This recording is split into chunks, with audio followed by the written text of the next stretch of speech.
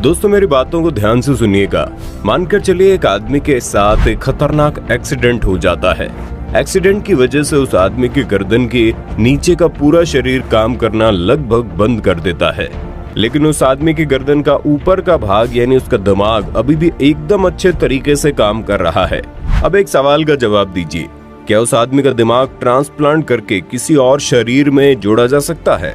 ये एक ऐसा सवाल है जो लंबे समय से दुनिया भर के वैज्ञानिकों के दिमाग को परेशान करके रखा हुआ है। उनका मानना है कि जब किसी आदमी का लिवर ट्रांसप्लांट हो सकता है, हार्ट ट्रांसप्लांट हो सकता है, स्किन ट्रांसप्लांट हो सकती है, हेयर ट्रांसप्लांट हो सकते हैं, तो फिर किसी का दिमाग क्यों नहीं? शरीर के बाकी अंगों की तरह किसी इंसान के दिमाग को ट्रांसप्लांट करके किसी और के शरीर से क्यों नहीं जोड़ा जा सकता? इसी बात को सोचते हुए साल 1900 के दौरान एक ब्रिटिश वैज्ञानिक ने एक अलग नस्ल के कुत्ते के खोपड़ी को उसके शरीर से अलग करके दूसरे नस्ल के कुत्ते के साथ जोड़ दिया। वैज्ञानिकों को इस बात का पूरा भरोसा था कि जैसे ही सर्जरी पूरी होगी कुत्ता होश में आ जाएगा, लेकिन अफसोस किया ऑपरेशन के लगभग एक सप्ताह बाद भी कुत्ता होश में नहीं आया और पता चला उस कुत्ते की मौत हो चुकी है। इसके बाद लगभग साल 1960 के दौरान एक बंदर के साथ ऐसा किया गया। इस बार वैज्ञानिकों को थोड़ी सफलता मिली और हुआ ये कि खोपड़ी को अलग करके किसी दूसरे बंदर के शरीर के साथ जोड़ने के बाद बंदर होश में भी आ गया, लेकिन अफसोस कि बंदर का शरीर का कोई भी अंग काम नहीं कर रहा था और लगभग 9 दिनों बाद उस बंदर की मौत हो गई। जिसके बाद लगातार इस विषय पर दुनिया भर के वैज्ञानिक शोध करते रहे कि आखिर किस तरह करके किसी इंसान की खोपड़ी ट्रांसप्लांट की जा सकती है। अब जो आगे मैं आपको बताने जा रहा हूं उसे सुनने के बाद आप कहेंगे क्या ऐसे भी एक्सपेरिमेंट वैज्ञानिकों ने किए हैं? लगभग 80 साल का वक्त निकल चुका था, जिसके बाद साल 1982 में न्यूयॉर्क सिटी के माउंट सिनाई मेडिकल कॉलेज में एक डॉक्टर ने चूहों के ब्रेन को ट्रांसप्लांट करने की कोशिश की। डॉक्टर ने कई घंटे लगातार मेहनत करने के बाद उस ऑपरेशन को सक्सेसफुली कर दिया और हैरानी की बात तो यह है कि चूहा बिल्कुल सही सलामत था और उसका पूरा अंग एकदम ठीक तरीके से काम कर रहा था। जिसके बाद 6 जून 1998 में पिट्सबर्ग मेडिकल सेंटर सर्जन की टीम ने वर्ल्ड का सबसे पहला ट्रांसप्लांट किया, जिसमें उन्होंने दिमाग के एक सेल को ट्रांसप्लांट किया था।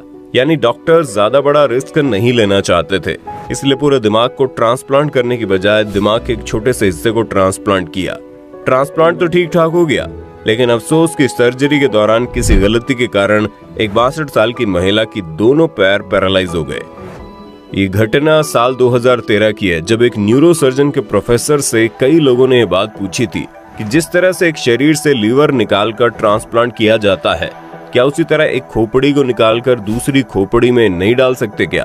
तो इस सवाल के जवाब में सर्जन ने कहा था कि इस तरह के ऑपरेशन फ्यूचर में जरूर होंगे, लेकिन अभी हमारे पास ऐसी टेक्नोलॉजी और साइंस डेवलप नहीं हुई है कि हम ऐसे ऑपरेशन कर सके। मस्तिष्क के स्पाइनल कोड में नर्व फाइबर को जोड़ना बहुत कठिन होता है। नर्व फाइबर को मेरा मतलब है दिमाग से निकलकर हमारे शरीर के छोटे छोटे अंगों तक बड़ी ही बारीक, जिसे हम अपनी आंखों से नहीं देख सकते, वैसे नर्व्स जुड़े होते हैं। उन सभी को काट कर वापस जोड़ना अभी की टेक्नोलॉजी के हिसाब से हमारे लिए असंभव है। इसलिए उन्होंने कहा कि स्पाइनल कोड मतलब कि रीढ़ की हड्डी की चोट इतनी नुकसानदायक होती है कि अगर मस्तिष्क को ट्रांसप्लांट करने में सफल भी हो जाए तो स्पाइनल कोड में लगने वाली चोट के कारण लोग जिंदा नहीं रहते हैं, क्योंकि दिमाग को शरीर से संपर्क बनाने के लिए रीढ़ की हड्डी बहुत ही अहम पार्ट निभाती है। ऐसे में अगर दिमाग को ट्रांसप्लांट किया जाए तो सिर से जुड़ी हड्डी में चोट लग जाएगी और इतने बड़े ऑपरेशन को झेलने के लिए कोई बॉडी जल्दी तैयार नहीं होगी। इसलिए ब्रेन ट्रांसप्लांट से पहले एनिमल टेस्ट किया जाता है और जब एनिमल के ऊपर ये रिसर्च हो रही होती है तो उसका पूरा परमिशन लेकर सरकार से लेना पड़ता है। ये प्रोसेस काफी लंबा होता है। आज भी इस प्रोसेस को सही से करना मेडिकल साइंस के लिए एक चुनौती है। इतना ही नहीं, किसी भी ब्रेन ट्रांसप्लांट कराने के लिए बहुत ही ज्यादा रुपयों की आवश्यकता होती है, लगभग $13 मिलियन। अगर भारतीय रुपयों में बात करें तो लगभग 9,620 लाख रुपए।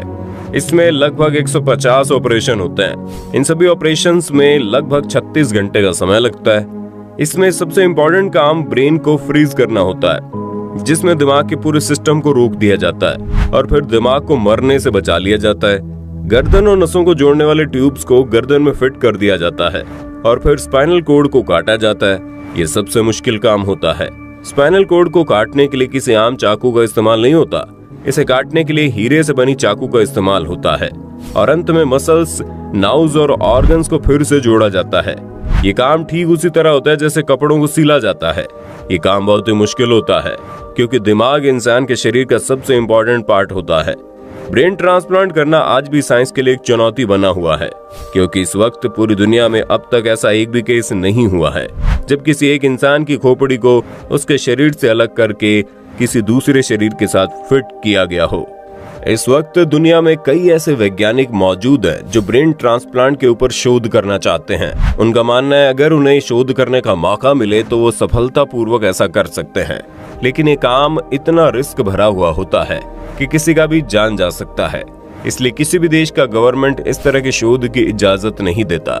अमेरिका के एक डॉक्टर का कहना है कि उन्हें इस तरह के ट्रांसप्लांट करने की इजाजत अमेरिका में नहीं मिल रही है, इसलिए वो चीन में जाकर इस ट्रांसप्लांट पर शोध करेंगे। इसलिए उन्हें कुछ ऐसे लोगों की जरूरत है जो अपने अंगों को दान करने की इच्छा रखते हों। आपको जानकर हैरानी होगी कि शोध करने वाले उस वैज्ञानिक पर भरोसा करते हुए रूस में रहने वाले एक शख्स ने अपने ऊपर शोध करने की इजाजत भी दे दी। दरअसल रूस में रहने वाला एक आदमी ऐसा है जिसका दिमाग तो ठीक तरीके से काम करता है, लेकिन उसके शरीर का कोई भी अंग ठीक तरीके से काम नहीं करता। उसके सभी अंग लगभग बेकार हैं। लेकिन इस ट्रांसप्लांट के पीछे बहुत ही अधिक पैसे खर्च होने वाले थे, जो पैसे समय पर अरेंज नहीं हो पाए। ये वजह है कि पैसों की कमी के कारण वैज्ञानिक समय पर उस शोध को आगे नहीं बढ़ा पाए। इसी बीच रूस में रहने वाले उस शख्स की शादी हो गई। शादी के बाद उसकी पत्नी और परिवार वालों ने उस डॉक्टर के साथ किए गए एग्रीमेंट को खत्म करवा दिया और अब वो डॉक्टर उस बात का इंतजार कर रहा है कि कोई आदमी ऐसा आए जिसके ऊपर इस तरह का शोध किया जा सके। दोस्तों, जाते जाते आपको बता दें, ऑर्गन ट्रांसप्लांट किसी को नई जिंदगी देने का जरिया है। अगर किसी इंसान का कोई अंग खराब हो जाता है तो उसके उस अंग को ट्रांसप्लांट करके उसकी जिंदगी को बचाया जा सकता है। लेकिन आपको जानकर हैरानी होगी, हमारे देश में किडनी के लिए 4 साल, लिवर के लिए 2.5 साल और हार्ट के लिए 2-2 साल की वेटिंग लिस्ट है, क्योंकि कोई भी मृत्यु के बाद अपने चहेतों के अंगों को दान नहीं करना चाहता। बात तो अगर राजस्थान की करें तो सिर्फ राजस्थान में 20,000 मरीजों को किडनी, 25,000 को लिवर और 8,000 को हार्ट की सख्त जरूरत है। लेकिन सरकार की कई कोशिशों और लाखों रुपए खर्च करने के बाद भी पिछले 2 साल में हालात और बिगड़े हैं। शायद आपको यकीन ना हो, लेकिन इतनी भारी डिमांड होने के बावजूद भी साल 2018 में सिर्फ 4 ट्रांसप्लांट हो पाए और साल 2019 में सिर्फ और सिर्फ 1 ट्रांसप्लांट। दोस्तों, अक्सर हमारे कुछ लोगों की मृत्यु इस तरह से होती है जिनमें उनका दिमाग शरीर से पहले मर जाता है। ऐसे इंसान के शरीर के अंग जैसे कि किडनी, हार्ट और लिवर जैसे अंग किसी दूसरे इंसान को नया जीवन दे सकते हैं। आपको जानकर हैरानी होगी, देश में प्रति 10 लाख पर सिर्फ 30 और राजस्थान में प्रति 20 लाख पर महज 1 डोनर ही मिल पाता है। यानी कि अगर देश में 10 लाख लोगों को किडनी की जरूरत है तो उनमें से महज 30 लोगों को किडनी डोनेट करने वाला आदमी मिल जाता है। यही वजह कि प्रदेश के 53,000 से ज्यादा लोग कई साल से ऑर्गन का इंतजार कर रहे हैं और अधिकतर लोग तो ऐसे हैं जो डोनर का इंतजार करते करते ही मौत की नींद सो जाते हैं। दोस्तों, आपको बता दें, किसी इंसान की मृत्यु के बाद भी उसके शरीर के कुछ खास अंग कई घंटों तक जीवित रहते हैं, या कहिए इस काबिल रहते हैं कि यदि उन्हें किसी और व्यक्ति के शरीर में लगा दिया जाए तो वह फिर से जीवन देने का काम करते हैं।